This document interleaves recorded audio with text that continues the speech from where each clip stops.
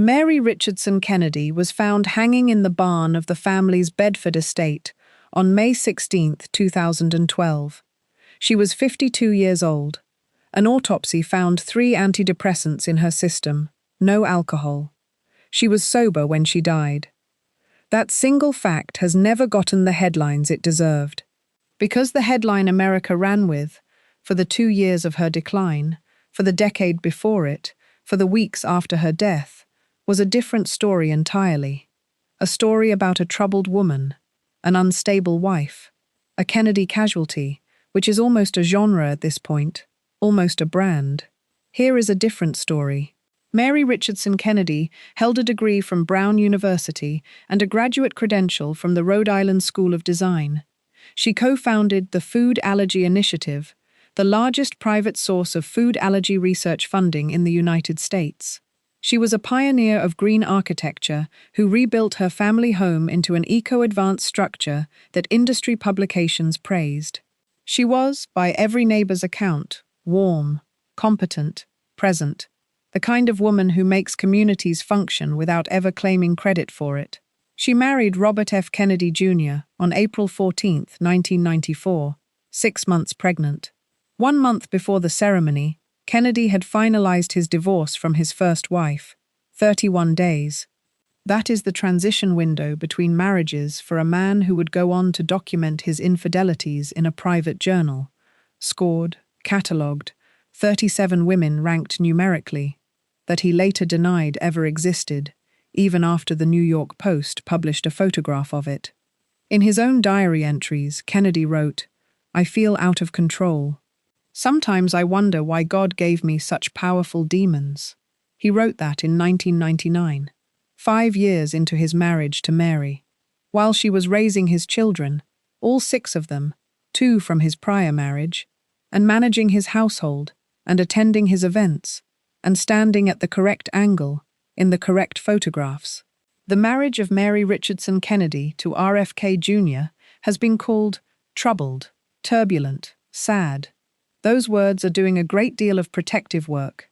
This investigation calls it what the documents, the recordings, the court filings, and Kennedy's own handwriting actually describe: a controlled demolition of a woman by a system that never once flinched. Strip the romance out. Look at the structure.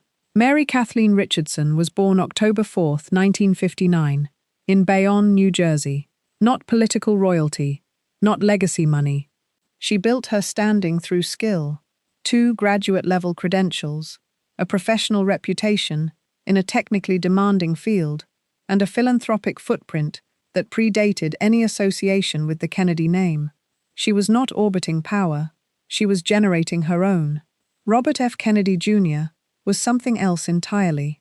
Son of a murdered senator, nephew of a murdered president, environmental lawyer with genuine courtroom wins, and, running alongside that public file, a private record of compulsive behavior that close associates described, in language borrowed directly from addiction medicine, as chronic and untreated. Kennedy had admitted to a 14-year heroin addiction. He had 2 children from a prior marriage and a pattern of conduct that one friend, speaking to Newsweek, described with startling brevity: "Bobby is a philanderer, always was, always will be." Mary met Kennedy through his sister Kerry, her school friend and roommate. The entry point matters. She did not arrive through a professional introduction or a political event. She arrived through friendship, through a relationship that required trust, that lowered defenses by design, that made the family feel like her family before she'd signed anything. When she became pregnant, Kennedy arranged a rapid divorce from Emily Black. They married the following month. In corporate terms, one entity dissolved, a replacement vehicle formed. Due diligence period for the incoming partner, 31 days. Material disclosures made, effectively none. The friend who told Newsweek that Mary knew about Kennedy's behavior before the wedding deployed that knowledge as moral absolution, as if a pre-disclosed defect cancels the manufacturer's liability. A surgeon who mentions a tremor before cutting is still responsible for the incision. Now look at what Kennedy was writing privately. same period, same marriage. In the journals, Mary would eventually steal as her only surviving form of leverage. In a 2001 diary entry, Kennedy wrote, "I've been given everything that any person could wish for. A beautiful wife and kids and loving family, wealth, education and good health, and a job I love. And yet I'm always on the lookout for something I can't have to wreck it all. Then, pages later, no matter how much I have, I want more." Read that twice. A man with a wife, 6 children, a public platform, and a private ledger of affairs. And the dominant entry in his personal journal is "want more." And then, describing his marriage directly, "Our bed is an unfriendly place. She hates it when I go to bed with her, and will never have sex at night. She rarely speaks to me of anything but scheduling." That is a man recording his dissatisfaction with a woman who was, at that precise moment in 2001, raising his children, managing his estate, and appearing at his side in every photograph that required a devoted family man to look like one. The diaries are not a marriage journal. They are a grievance audit, filed by the party least entitled to file one. And Mary, still in the house, still raising the children, still absorbing what she didn't yet fully know, was already functioning as the load-bearing wall of a structure designed entirely to serve someone else. Meanwhile, and before we get to what the audio record actually captured, make sure you're subscribed, because what this investigation uncovers next comes directly from court filings and 2 separately verified biographies, and it gets considerably worse. Mary was absorbing information about her husband's conduct in the specific way a person absorbs radiation, invisibly. According to investigative journalist Maureen Callahan's book, Ask Not, Kennedy once walked into the house while Mary had a female friend visiting and dropped his towel, exposing himself. This was not isolated.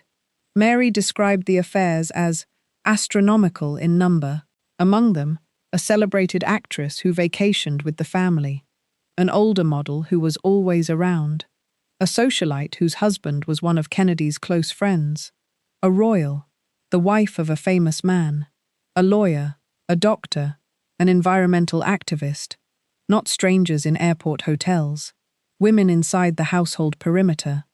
Women Mary had reasons to trust and reasons to entertain, and eventually reasons to suspect, and then confirm, and then be told she was imagining.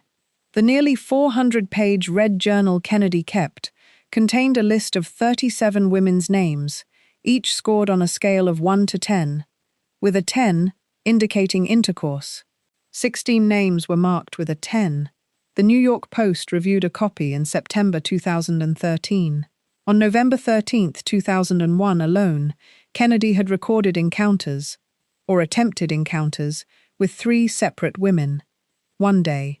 3 entries. His wife at home with the children. When the journal surfaced publicly, Kennedy denied it existed. The Post then published a photograph of it. The denial came after the photograph. Let that sit. Because that sequencing, documented fact, public denial, no consequence, is not a one-time mistake. It is the operational grammar of how this marriage was managed from the inside. Events occur, evidence accumulates. The narrative gets rerouted, and the woman watching it happen is told, repeatedly and with conviction, that her perception is the problem. Mary had a word for that grammar. She wrote it down. Classic gaslighting. Her word. In her handwriting. In a document she prepared and never got to use. Every structure has a tolerance threshold. Kennedy had been stress-testing Mary's for years. What Act 2 reveals is the mechanism, the daily, deliberate, incremental application of pressure that nobody on the outside was equipped to measure, because the instrument doing the measuring belonged to the same man applying the force. Containment does not always look like confinement. Sometimes it looks like a beautiful house in Bedford, New York, 45 miles north of the city, sufficiently remote that neighbors describe knowing almost nothing about what happened behind its walls. A trauma therapist who lived a few doors away said simply, "We left them alone. We didn't have any interaction." That distance was not suburban indifference. It was the ambient result of a household that operated, for 16 years, on a posture of sealed discretion. From our vantage here in New York, 30 miles from Bedford, working through the full accumulated record, court filings, Mother Jones's audio investigation, the Daily Beast's sourced affidavits, Maureen Callahan's reporting, Isabel Vincent's biography, what the paper trail produces is not the portrait of two people failing a marriage equally. It is the portrait of a profoundly asymmetric structure, in which one party held the institutional leverage, controlled the legal narrative, and used both as precision instruments. Mary had access to money, the house, the children's schedules, the social calendar of one of America's most recognizable surnames. What Mary did not have was parity. She could accumulate evidence, she could document, she could prepare a rebuttal, but she could not force accountability into an arena that her adversary owned and had been operating for decades before she arrived in it. During the divorce proceedings, Kennedy secretly recorded more than 60 phone conversations with Mary. He installed recording equipment. He captured her voice, unguarded, volatile, grieving, without her knowledge or consent. At least one recording was made while Kennedy was in California, a state with a two-party consent law that prohibits exactly this. He then converted those recordings into a legal weapon. Kennedy used the audio to compile a 60-page affidavit accusing Mary of violent outbursts, excessive drinking, physical abuse, and threatening suicide in front of their children. A 60-page formal document, submitted to a court, built from his wife's unguarded words, captured without her knowledge, potentially in violation of state law. Mary discovered the recordings. She prepared a point-by-point rebuttal. She wrote that Kennedy had been stealthily tape-recording phone conversations in my home. She caught him, in writing, with specificity. She never filed the document. 2 months later, she was dead. The rebuttal exists today only because she had shared it with her sisters, Nan and Martha Richardson.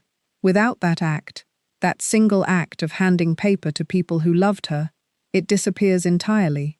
Her account of those 2 years would be legally non-existent.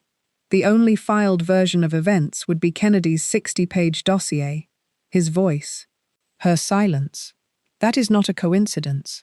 That is a structure. Now look at what the press was covering during this period. The tabloid apparatus surrounding the Kennedy divorce ran on a single fuel source: Mary's arrests. Kennedy filed for divorce in May 2010. 3 days before the filing, Mary was arrested for driving under the influence. Blood alcohol level, 0.11. A second arrest followed. Both were reported exhaustively, analyzed in depth, deployed as the explanatory framework for the marriage's collapse. What was not deployed? The scored journal, the secret recordings, the decade of documented infidelity, the unfiled rebuttal describing a scorched earth campaign, the Mother's Day scene. The sequencing is worth holding in focus. A woman is told her marriage of 16 years is ending, on the holiday specifically dedicated to honoring mothers, by the man who spent a decade scoring his affairs in a private notebook. She spirals, she drinks, she gets arrested, and the arrest becomes the story, swallowing the conditions that produced it whole. A source close to Mary told Isabel Vincent, "He definitely gaslit her and told her that she was crazy and that her accusations about other women were fantasies. She was innocent and naive, but she drank, which was classic in the sense of being in pain a lot of the time." End quote. The word classic there is doing clinical work. Alcohol is a reliable physiological response to sustained, unresolved psychological injury. It is not a character flaw that emerges from nowhere. In Mary's case, the timeline is documentable. The infidelities accumulate. The denials compound. The divorce is announced on Mother's Day. The arrests follow. That is a sequence with a direction. The press coverage reversed the arrow. In the secret June 2011 recording, Kennedy told Mary, "I want to be in a monogamous relationship. I don't want to be in a polygamous relationship. I think that's wrong." Mary's response, "But then why have you done it for 10 years? Kennedy's answer, "I did it because I was being abused at home." Sit with that exchange. A man who maintained a scored ledger of 37 encounters, who secretly recorded his wife's phone calls, who was already dating the actress he would marry 2 years after Mary's death. That man, in a conversation he recorded himself, told his wife that serial infidelity was her fault, that her behavior had driven him to it, that the abuse ran in the wrong direction. This is not a slip.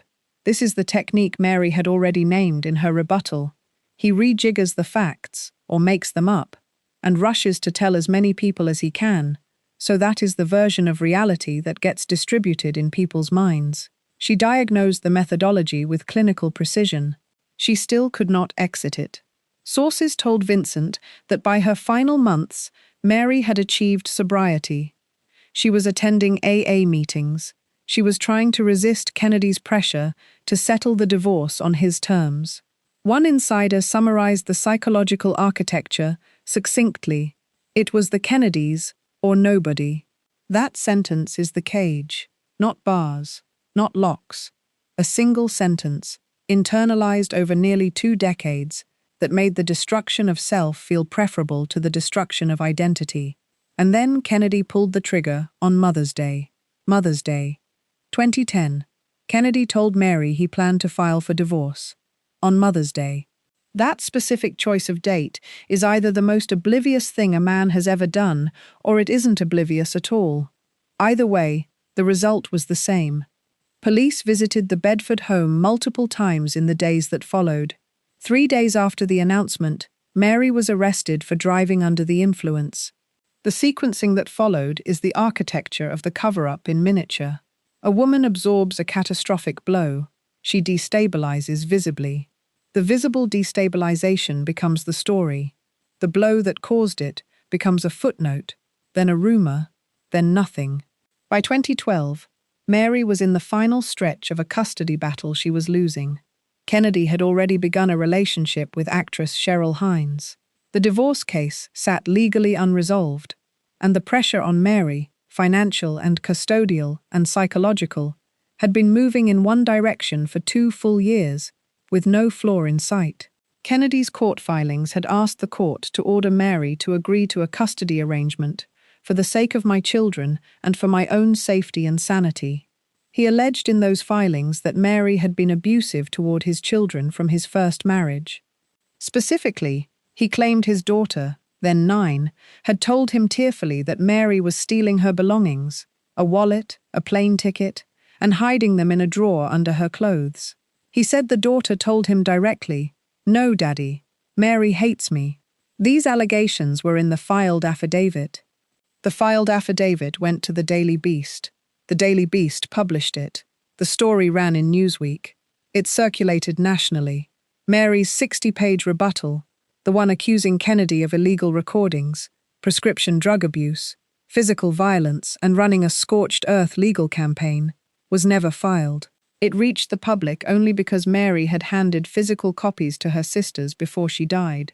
Let's name what that information asymmetry produces in practical terms. Every court officer, every journalist covering the story, every family friend who formed an opinion based on available documentation, they had Kennedy's version. They did not have Mary's. The playing field was not merely uneven. One side had been removed. In her rebuttal, Mary acknowledged losing her temper and striking Kennedy once. She denied the suicide threat allegations. She denied the accusations about his first marriage children. And she described what was being done to her in language that is worth quoting in full. "I have witnessed Bobby's obsessive-compulsive need to not only beat, but also annihilate someone he perceives as an adversary. Annihilate, not defeat, not prevail over, annihilate." By the time she wrote those words, she had stopped thinking of this as a divorce proceeding. She had started describing it as a combat operation, because that is what it had become. A close family friend told the New York Post that Mary felt used up and tossed away. Another source who spoke to Vincent described Kennedy as having made cruel remarks about her appearance during the divorce negotiations. Another said she felt actively intimidated in those sessions. A source who had treated Mary for depression said she was 200% invested in being his wife and living the Kennedy lifestyle. That investment, total, consuming, self-erasing, was not a psychological accident. It was the product of nearly 2 decades inside an institution that demanded complete assimilation in exchange for its protection. The thought of no longer being a Kennedy was, per those who knew her, scary.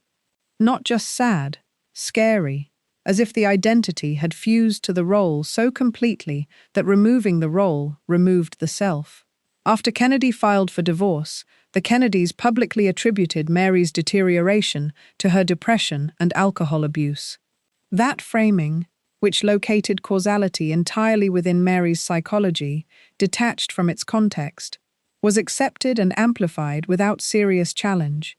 The man with the 37-name journal became the grief-stricken party.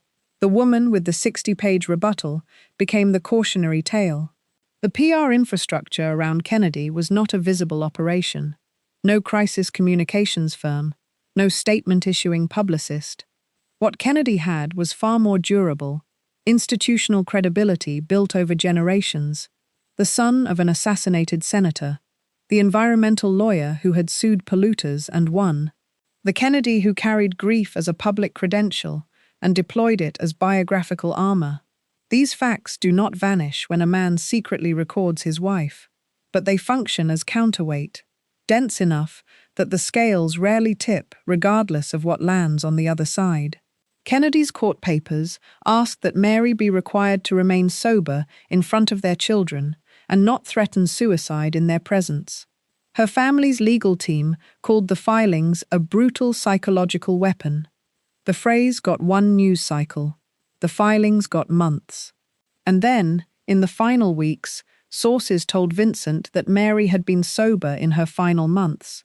She was trying to resist Kennedy's pressure to settle the divorce on his terms. She was still fighting.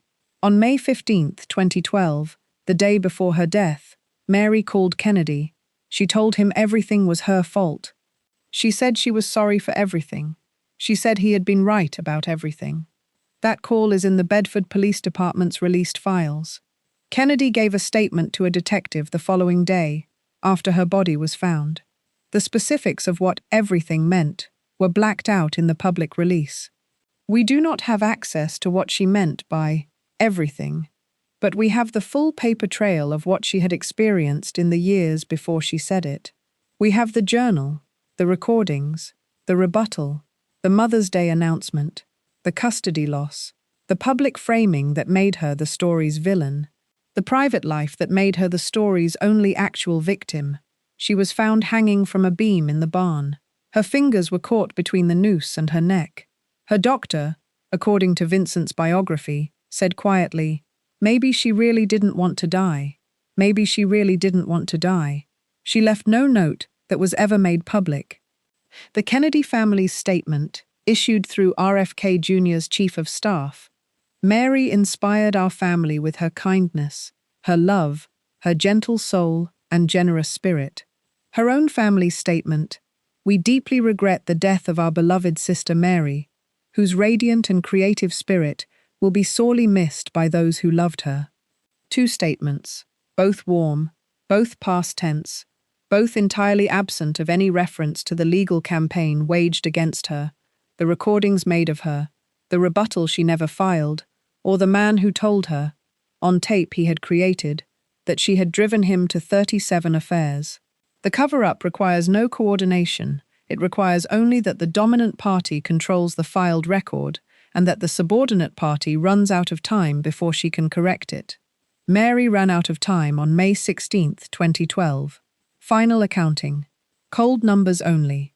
Mary Richardson Kennedy entered the transaction in 1994 as a credentialed architect, a Brown University and RISD graduate, the co-founder of a nationally significant philanthropic organization, and a woman with an independent professional reputation in an industry that had nothing to do with her husband's name.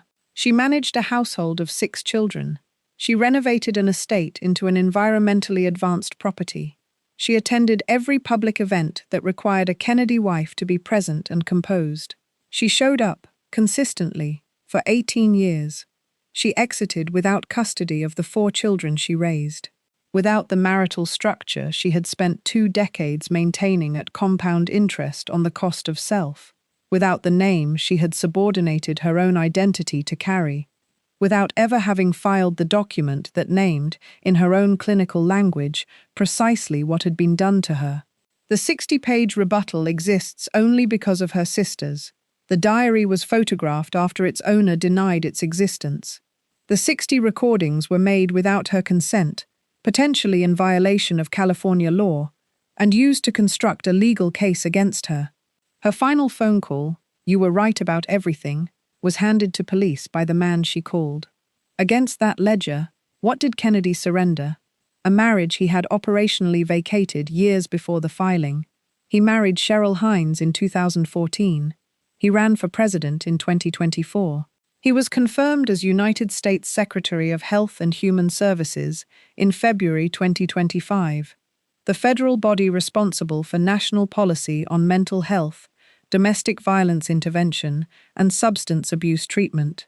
The institution registered no irony. The public sees a polished cabinet official. The paper trail sees something else. Mary Richardson Kennedy was an architect. She spent her professional life calculating load distribution, understanding precisely how much stress a given material can absorb before the internal damage becomes irreversible, before the visible crack, before the collapse that looks, to outside observers, sudden. She understood that science better than anyone in this story. She could not apply it to herself. The load was too precisely applied, the source too embedded in the structure itself, to be removed without bringing everything down. And in the end, on a May morning in a barn in Bedford, the tolerance threshold was reached. She was the load-bearing wall. He walked away and built something new. Nobody else paid a cent. I've read court documents that were clinical, and depositions that were cold, and autopsy reports that listed chemicals in a dead woman's blood. And none of it hit the way that doctors, quote, did. Maybe she really didn't want to die. Her fingers caught between the rope and her neck. She may have fought it at the end. That detail undoes me. Because it means the system didn't just break Mary Richardson Kennedy. It may have broken her in the one moment she was trying to hold on. And the man whose diary scored women like assets, who recorded her voice without consent, who blamed her for 10 years of his own choices, that man went on to run the nation's health department. I don't know what justice looks like here. I just know this wasn't it.